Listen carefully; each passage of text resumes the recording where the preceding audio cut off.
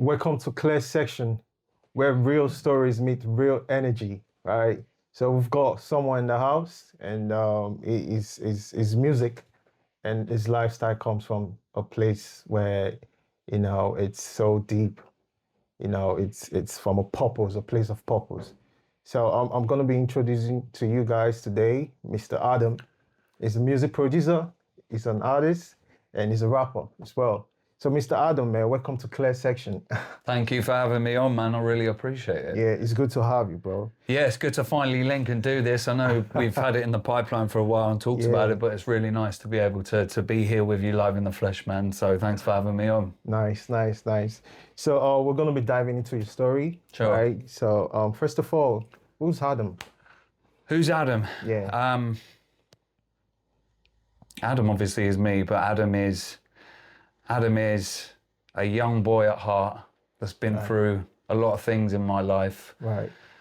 I'm at a kind of place now where I want Adam to be peaceful, Right. and to look forward. And yeah, I mean, there's so many different ways I could answer that, but I mean, who is Adam? So Adam is a rapper, singer, songwriter, producer. Right. From Bognor Regis. Nice. And I started rapping when I was 14 years old. Cool. And what I used to do was basically when I first got into music, I used to do freestyling at school. So I'd like take the kids' names and stuff like that. Right. And they would give me a list on a bit of paper of like some things that they were into and stuff. And I would go home and I'd record on a really crappy little laptop mic. And I'd basically write a little song about whoever it was and then take it on CD the next day. And that's how I earned my like pocket money back in the day. Wow. So yeah. Oh, that's so interesting to know about you. So this one goes like this, right? You've been writing and rhyming for a long time now. So what was it about music that first pulled you in? Do you remember how it made you feel when you started creating? Yeah, so basically, my family all love music. My brother is a DJ and a producer. So, my mother and father, they loved music themselves. Right. So I come from kind of like a musical background. But for me, I think what pulled me into kind of making music was knowing that I could sort of tell my own story on it. Okay. And that I could express myself in ways that I couldn't express myself normally outside of jumping on the mic. Okay. So I really, really got into music because it was one way that I knew I could basically get myself out there, talk about my thoughts and my feelings. And I was quite a like angry teenager. So, I'd done plenty of like diss tracks and stuff back in the day. And I don't know, man, but I just loved the truthfulness of it all. And I just wanted to be in that world and in that vicinity. So, yeah. Okay. All right. That sounds interesting though. And basically, I know music, like rap music is always like expression of, your reality, how you feel, and, you put it into writing and into bars, so it kind of hit different from every other kind of music because it express pain, it express, energy. And so that kind of give you like a different kind of vibes. And I can relate to what you're saying based on that. Yeah. So everyone's creative journey starts with someone who believed in them early on. Who were those people for you, and how did they shape your confidence as an artist? That's a great question. So I have to say my mum, first of all. When I first started getting into rap, my mum was a very kind of loud, animated lady. She was my manager actually when I first started doing music. And when I used to stand and practice, I used to practice in front of my mum, and what she would do she would sort of stand there and she'd catch me looking at the floor, and she'd say to me, eyes up, Adam, make sure that you're looking out here. She used to be like, the audience is here, And I'll never forget one day, Joe, she basically, I was looking at the floor a bit too much that day. Okay. She was like boosting me with so much confidence, and she really, really believed in me. But this one particular day, I was looking at the floor whilst I was performing. Yeah. So my mother really helped shape my confidence, who I am as an artist. You know, she really helped me kind of like believe in myself, and she gave me an ear when nobody else would listen to me. So Wow. I have to say my mum for sure. The other person obviously is my daughter Ruby. Okay. Like Ruby's been my #1 fan and a big supporter of mine. Okay. So every time I do a gig or a show, or you know, every time I sit in my studio, Right. I've got a picture of my daughter right in front of my face. Oh. So I think, yeah, I'm doing it for you, girl. Oh, wow. You know. So my mum and my daughter is my answer. Oh, that's great. That's great. You write with a lot of emotions.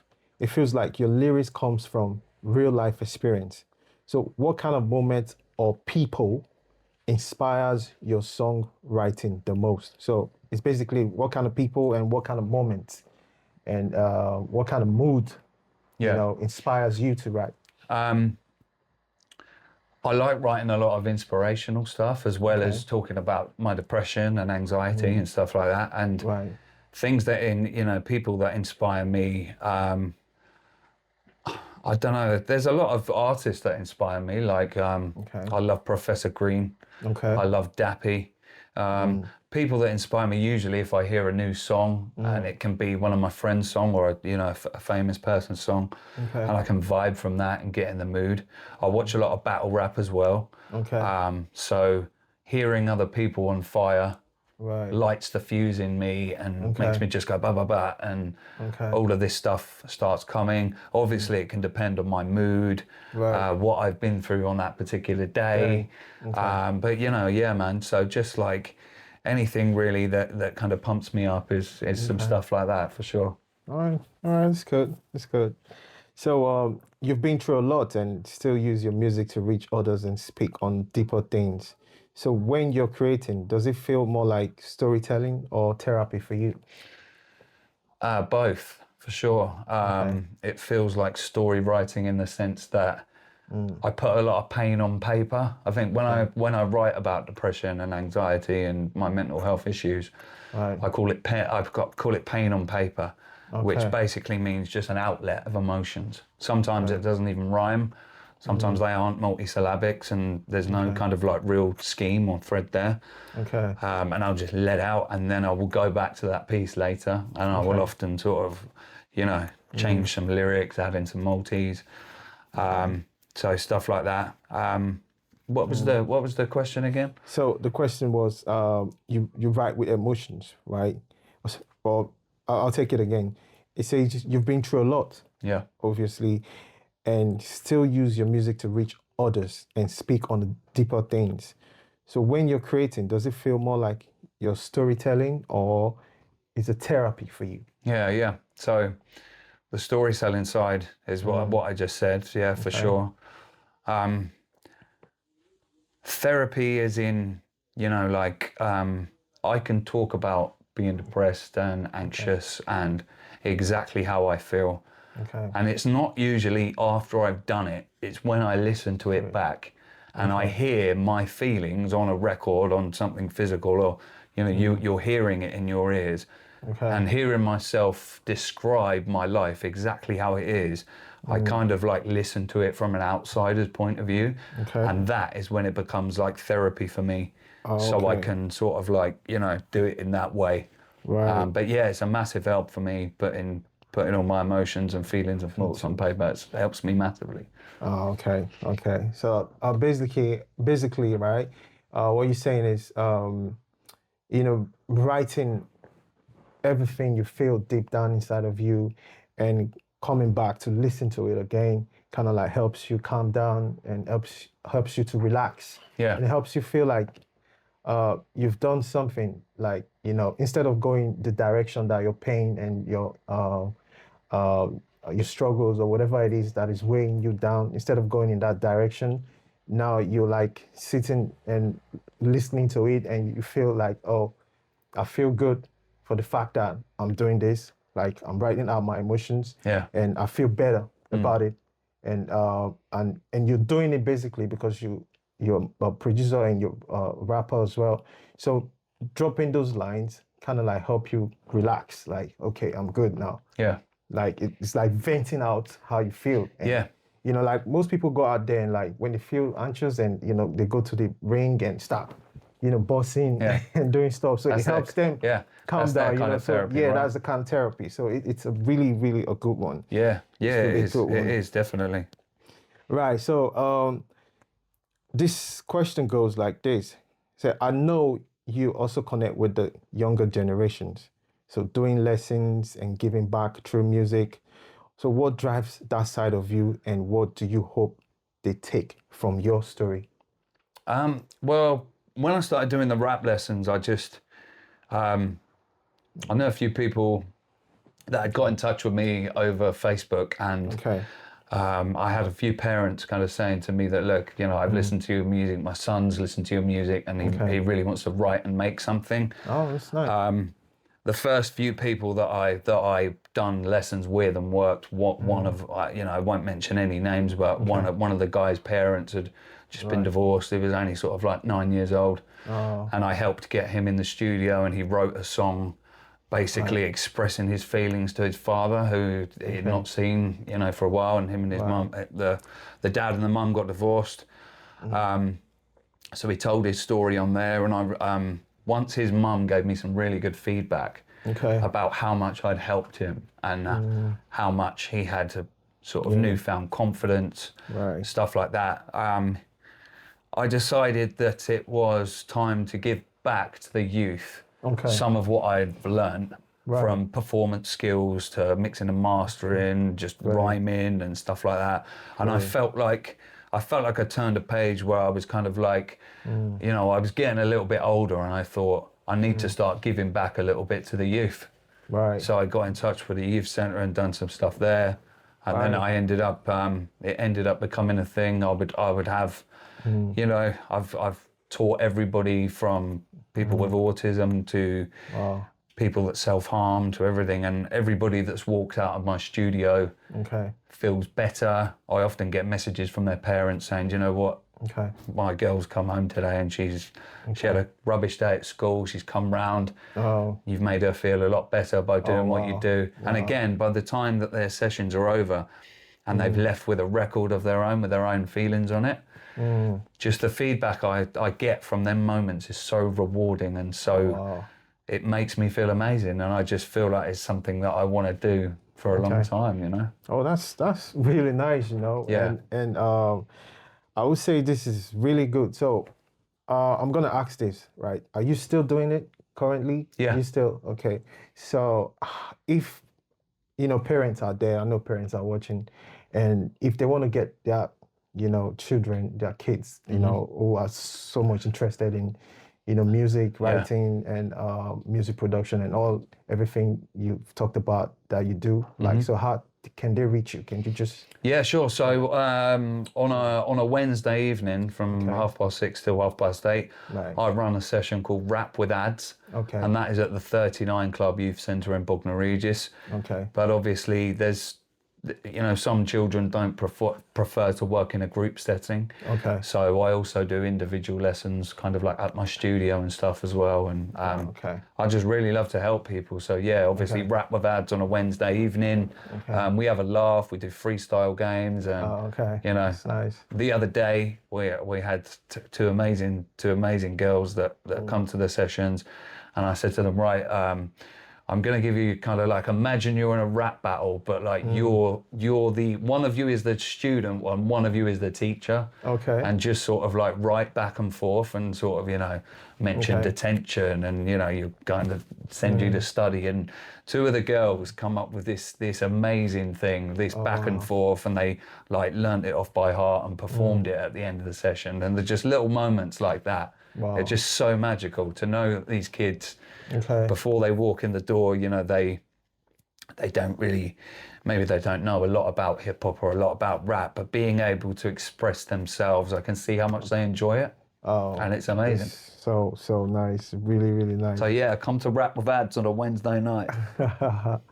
Right. So have you got social media handle or I any have place they indeed. can find you? Yeah. You can find me at Adam Turner UK on Okay. Instagram Okay. and Adam Turner UK on Facebook, I believe, and then I think Adam Turner UK on TikTok as well. That's a thing. You'll see me. You'll see Okay. me. Yeah. So for parents out there who wants their kids to, who obviously want their kids to be, or will I say, for parents that have kids that are creative, right, and don't really know how to go about it, right? So you can check Adam out. His social media handle is going to be on the screen. You can reach out to Adam when it comes to teaching and when it comes to helping kids who wants to get into that line of creativity. Is the one you should look out for. Thank you. So Adam, have you got any new project coming out? Yeah, well, I just dropped an album called Turnaround, Okay. and I've been working on Turnaround since about 2018. Oh, And it began about a journey about a young man who had got so far down one path and realized that whatever they were doing wasn't working. So I needed to turn around and go back to where I was and plan a new route. And it started off like that. And I've been through many places and challenges in my life where I've had to go and start again and think, this isn't working. I've got to go back and do something again. And that was the kind of like jig for the album. That was the theme and the content.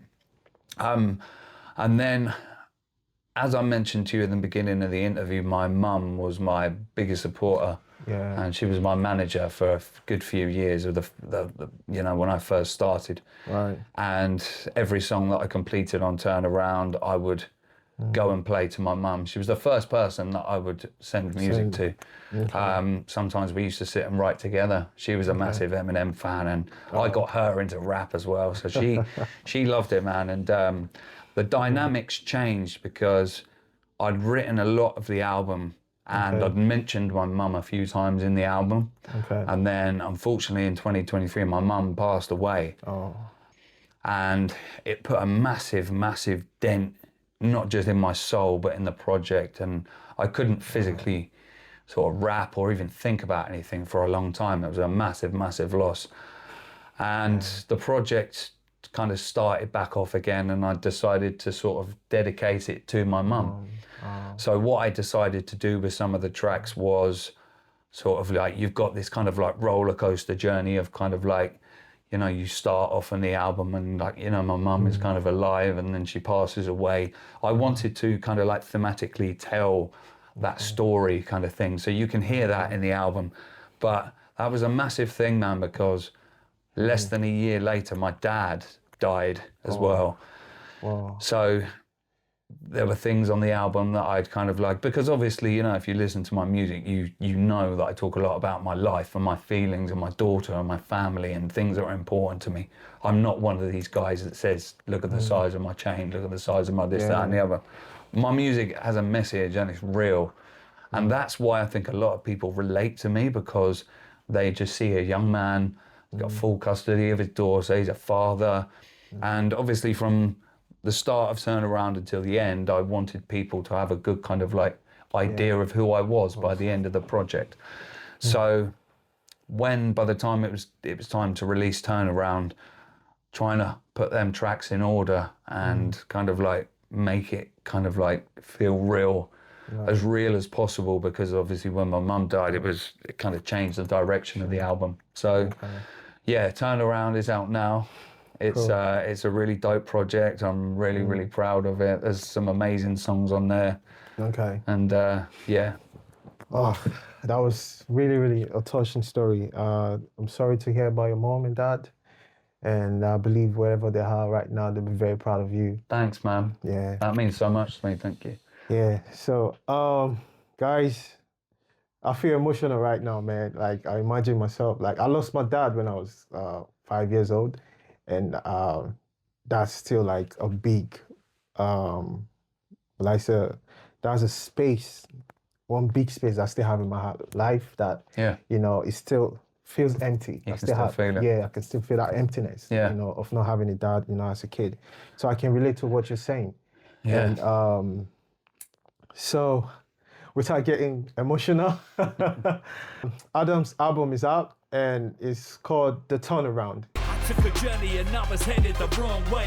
Needed to turn around quickly, but let the song play. I had a rush of inspiration like a shockwave, cementing my long stay. Remember, there's two sides to the coin. Never leave it to luck. Sometimes it seems to be stuck, very deep in the rut, without a reason to push towards our dreams in a rush. Just picture the people you love, and there's reason enough. We all have demons, but look out for the angels that bless. And if you're laying in bed, thoughts racing and stress, just on today is a test. And if the grades ain't the best, the next day hit reset and then face it refreshed. Guess it's only right that I take my own advice, cause what we're thrown at times is like a loaded dice. There's lows and highs, you're struggling to cope, it's fine. It's just another bump along the road of life. I don't wanna stay here, let's go back and turn around. I don't wanna wait here till I'm 60